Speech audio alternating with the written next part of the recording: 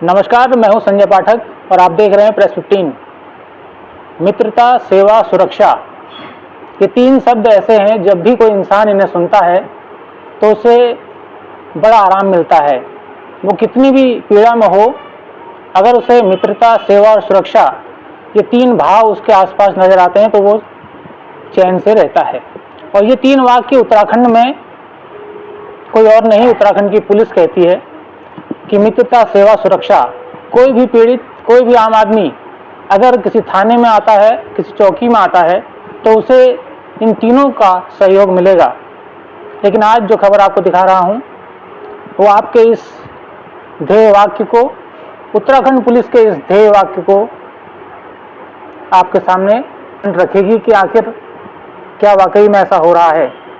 इस वक्त मेरे साथ आप देखिए, दोनों तरफ, एक तरफ उत्तराखंड के एक जाने माने शिक्षक मौजूद हैं, केमिस्ट्री के टीचर हैं, जाने माने हल्द्वानी के शिक्षक हैं, और आज नैनीताल पुलिस के पीड़ित हैं। और दूसरी तरफ मातृशक्ति को आप देख रहे हैं, ये भारतीय सेना की एक जवान की पत्नी हैं, यानी कि जिस तिरंगे की रक्षा के लिए, जिस भारत माँ की रक्षा के लिए हमारे सैनिक बॉर्डर पर काम कर रहे हैं, उस सैनिक का परिवार भी आज पीड़ित है, वो भी नैनीताल पुलिस का, ऐसा इनका कहना है। क्या कुछ ये दोनों मामले हैं, संक्षेप में आपको सुनाने जा रहा हूं। तो जरूर इस खबर को जितने भी जिम्मेदार हैं, जितने भी जिम्मेदार देहरादून से लेकर नैनीताल तक हैं, वो जरूर सुने और देखें कि आखिर जमीन में चल क्या रहा है। आखिर क्यों एक शिक्षक और एक सैनिक की पत्नी ये कह रहे हैं कि उन्हें पुलिस से न्याय चाहिए और पुलिस ही उन्हें पीड़ित बना रही है। सबसे पहले मैं आप बात करूंगा, कमल कबरटिया मेरे साथ है। कमल जी, आपकी लड़ाई हमने काफी लंबे समय से देखी है। साल 2020 से अपनी बहन के लिए आप लड़ाई लड़ रहे हैं, वो बहन जो अब इस दुनिया में नहीं है। आप समझिए, रक्षाबंधन कितने बीत गए, एक भाई अपनी बहन के लिए न्याय की लड़ाई लड़ रहा है, लेकिन आज तक 2025 चल रहा है और एक भाई को अपनी बहन के लिए न्याय की गुहार लगाना कितनी महंगी पड़ रही है, ये आप खुद सुनिएगा कमल जी की जवानी। कमल जी, मुझे बताइए, जब भी आपकी कहानी सुनते हैं तो हर किसी की आंखें नम होती हैं कि एक भाई आखिर अपनी बहन के लिए लड़ाई लड़ रहा है, और फिर जब वो लड़ाई लड़ता है तो रास्ते में कई रुकावटें आती हैं, और न्याय के लिए जब पुलिस के पास जाता है तो वो पुलिस आपको ही पीड़ित बना देती है। क्या है पूरा मामला, दर्शकों को जो बता दीजिए, जो लोग नहीं जानते उन्हें थोड़ा बता दीजिए। 2020 में मेरी बहन की मौत हुई, जिसके संदर्भ में एक मुकदमा दायर होता है चोरगलिया थाने में। उसके बाद जो है पुलिस द्वारा कोई कार्रवाई नहीं की जाती है। मैं 10 दिन का अनशन करता हूँ। बाद में जो है पुलिस जांच की बात करती है, माननीय न्यायालय में ये मामला चला जाता है।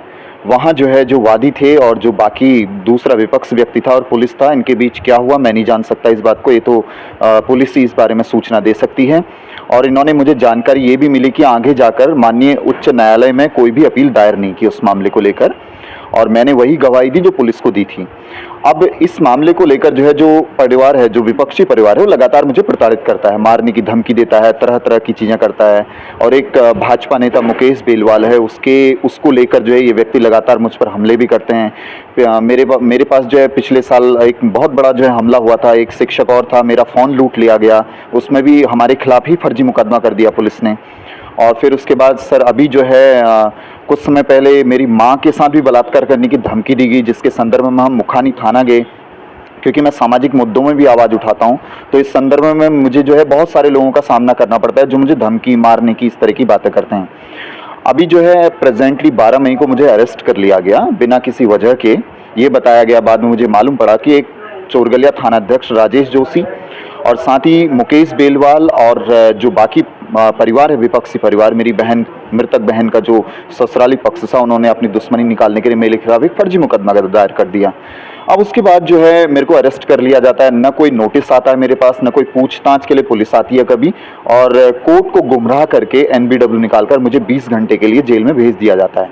और मैं जेल में चला जाता हूँ, मेरी अरेस्टिंग की फ़ोटो को वायरल कर दिया जाता है पूरे हल्द्वानी में। पुलिस के द्वारा, और मुझे जो है नैतिकता के नाते अपने पद से त्यागपत्र देना पड़ता है, क्योंकि मैं एक प्रतिष्ठित कॉलेज में आईआईटी जेई मेंस के बच्चों को, जो एडवांस बच्चे की तैयारी करते हैं मेंस और एडवांस की, उनको जो है कोऑर्डिनेट करता था और केमिस्ट्री भी पढ़ाता था। मुझे जो है नैतिकता के नाते वहाँ से पद से त्यागपत्र देना पड़ा। और अभी जो है मैंने कई सारी ऐसी शिकायतें हैं सर पुलिस को दे रखी हैं, पुलिस मेरी बात को नहीं सुनती। यहाँ तक कि जो कप्तान महोदय हैं और जो उनके अधीनस्थ कर्मचारी हैं वो लगातार मेरा उत्पीड़न करते रह रहे हैं। अच्छा कमल जी, मुझे बताइए, जबकि थाना चौकी में हमारी सुनवाई नहीं होती है, कई बार थाना चौकी में बैठे जिम्मेदार नहीं सुनते हैं, तो हमारा जो सबसे बड़ा उसके बाद फिर मन बनता है कि हम एसएसपी से मिलें, क्योंकि जिले के कप्तान वो होते हैं। आप भी जिले के कप्तान से मिले, क्या कुछ आपका एक्सपीरियंस रहा? जी, एक बार मैं मिला था सर एसएसपी महोदय से, उनके केबिन में गया, वहाँ पर लिखा था कि अंदर फ़ोन ले जाना वर्जित है। मेरा फ़ोन भी छीन लिया था वहाँ पर पुलिस कर्मियों के द्वारा। मैं जब अंदर गया तो इन्होंने धमकाया, बहुत भद्दी भद्दी भाषा में अपना जो भी वक्तव्य देना था, धमकियां दी, जेल भेज देंगे और यहाँ दादागिरी करने आते हो। जबकि एक पीड़ित जो है सर अपनी पीड़ा को लेकर आ रहा है। मैं तमाम सीसीटीवी फुटेज निकलवाने की बात करता हूँ कि घटनास्थल की पुष्टि कर दीजिए सर। पिछले 1 साल से मैं लगातार पुलिस से गुहार लगा रहा हूँ। अच्छा, आप ये कह रहे हैं कि एसएसपी मीणा ने आपको धमकाया अपने ऑफिस में? जी जी जी, बिल्कुल धमकाया है सर। उसके बारे में मैंने मुख्यमंत्री पोर्टल में शिकायत की है, और रिद्धिमा अग्रवाल महोदया हैं जो आईजी महोदया हैं, उनके पास वो शिकायत आई, लेकिन वहाँ से शिकायत का निराकरण इस तरह से कर दिया गया कि कुछ हुआ ही नहीं है, इसमें कोई सत्यता नहीं आई। जबकि मैं खुद पीड़ित हूँ, मैं अपना पक्ष रखना चाहता हूँ, मुझसे कोई पूछताछ नहीं हुई। वहाँ पर जो है सीसीटीवी कैमरे भी लगे हैं, उसमें साफ स्पष्ट तौर पर दिखाई देता होगा कि मतलब जो कमल चंद्र कफल्ट है उसका फ़ोन जो है लिया जा रहा है, वो फ़ोन नहीं ले जाने दे रहे हैं उसको। तो ऐसी कोई भी जो है वहाँ पर सत्यता की पुष्टि के लिए कोई भी कुछ नहीं किया गया, और अपने मन से कुछ भी लिख दिया गया वहाँ पर। कमल जी, अब क्योंकि काफ़ी लंबा वक्त बीत चुका है, किस तरीके से अब आप न्याय की लड़ाई लड़ेंगे आगे? क्योंकि पुलिस को आपने देख लिया जी, किस तरीके से आप पे व्यवहार कर रही है, तो अब आगे आपकी क्या लड़ाई है? क्योंकि खतरा भी आपको है। कई बार आप जन सरोकारों की बात करते हैं, तो क्या कहेंगे, क्या एक आम आदमी के तौर पर आप खतरा महसूस कर रहे हैं? आपकी जान को भी खतरा है, आपकी शादी नहीं हुई है, घर में बूढ़ी माँ है, क्या कुछ कहेंगे? बिल्कुल आपने सही कहा सर। मुझे जो है पल पल जान का खतरा है, और मैं जहां भी जा रहा हूं बंद गाड़ी में जा रहा हूं, लोगों से मदद मांग रहा हूं, लगातार मदद मांग रहा हूं। मेरा एक एक कदम जब घर से बाहर निकलता हूं तो मेरी माँ हमेशा डरी रहती है, लगातार फोन करती है कहाँ हो, क्या कर रहे हो करके, क्योंकि मेरे खिलाफ षड्यंत्र रचे जा रहे हैं। कोई भी व्यक्ति आकर मेरे खिलाफ फर्जी मुकदमा कर दे रहा है और मुझे जेल भेज दिया जा रहा है बिना किसी वजह के। लगातार जान माल की जो धमकी मिली है, इससे पूर्व भी भाजपा नेता मुकेश बेलवाल के द्वारा भी चौकी में कहा गया है जान से मारने की धमकी दी है। इसके बाबत जो 21 अप्रैल को हमने शिकायत भी की, उस मामले में कोई कार्रवाई नहीं हुई चोरगला थाने में। और ऐसा नहीं कि जन सरोकार के मुद्दे जब मैं उठाता हूं तो क्षेत्र में भी मेरे खिलाफ जो बहुत सारा हमला होता है, जानलेवा हमला होता है। कई बार मैं मतलब मेरे ऊपर जो इतना बड़ा जानलेवा हमला हो चुका है कि मैं इस आपके हॉस्पिटल में भी कई बार एडमिट हुआ हूँ।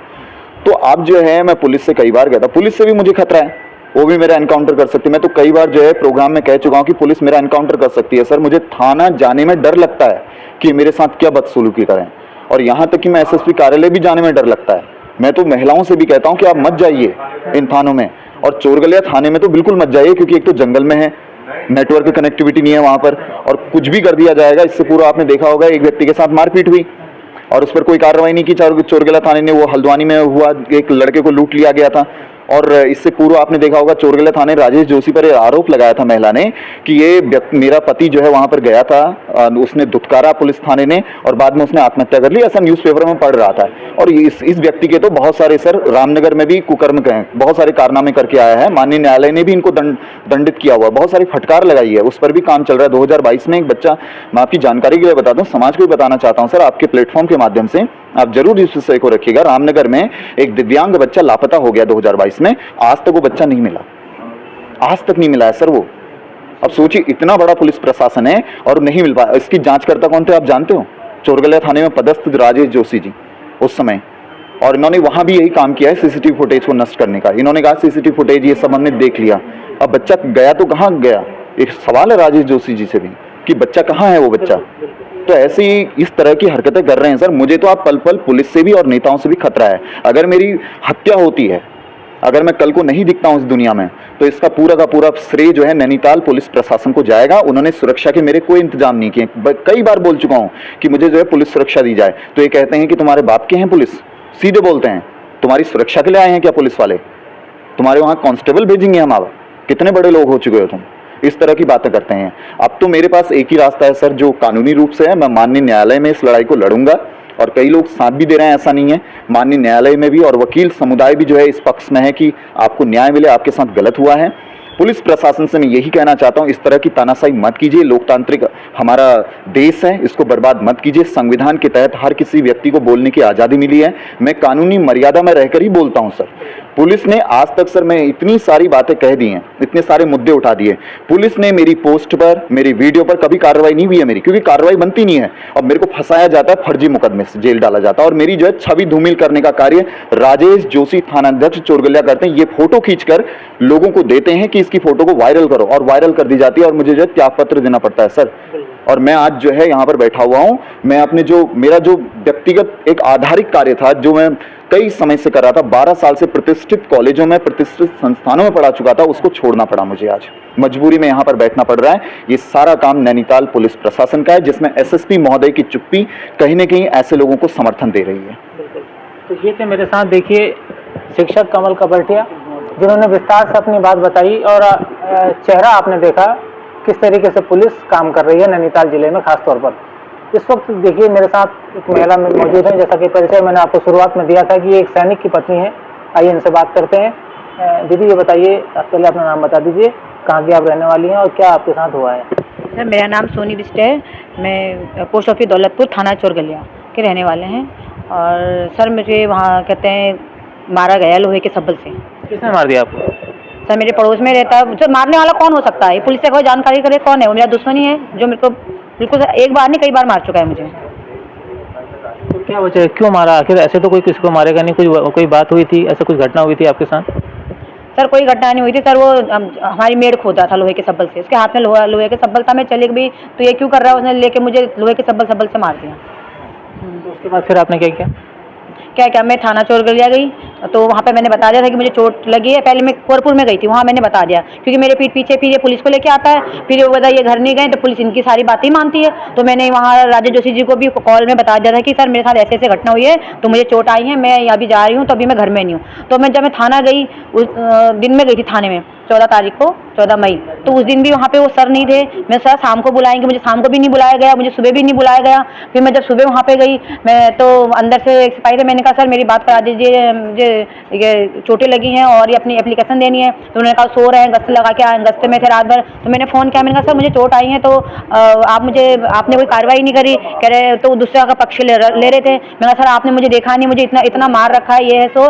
तो कह रहे मैं सो रहा हूँ, मुझे टाइम नहीं है, मैंने कल गश्त लगाई, फिर किसी और को भेज दिया। उन्होंने भी मुझे नहीं देखा, खाली ऐसे लिखा, मैं दिखा रही तो कह रहे अरे इसमें मेडिकल है ना तुम्हारा, देखा ही नहीं। और उस दिन से आज तक 14 मई से 22 तारीख 22 दिन हो गए, तो लगा लीजिए आज तक मेरे घर पुलिस नहीं आई, कोई इंक्वायरी नहीं हो, और मेरे खिलाफ फर्जी मुकदमा, वो जो दूसरा प्रकाश विश्व जिसने मुझे मारा है, उस लगा लीजिए फर्जी मुकदमा मेरे खिलाफ उन्होंने वहाँ पे डाल रखा है।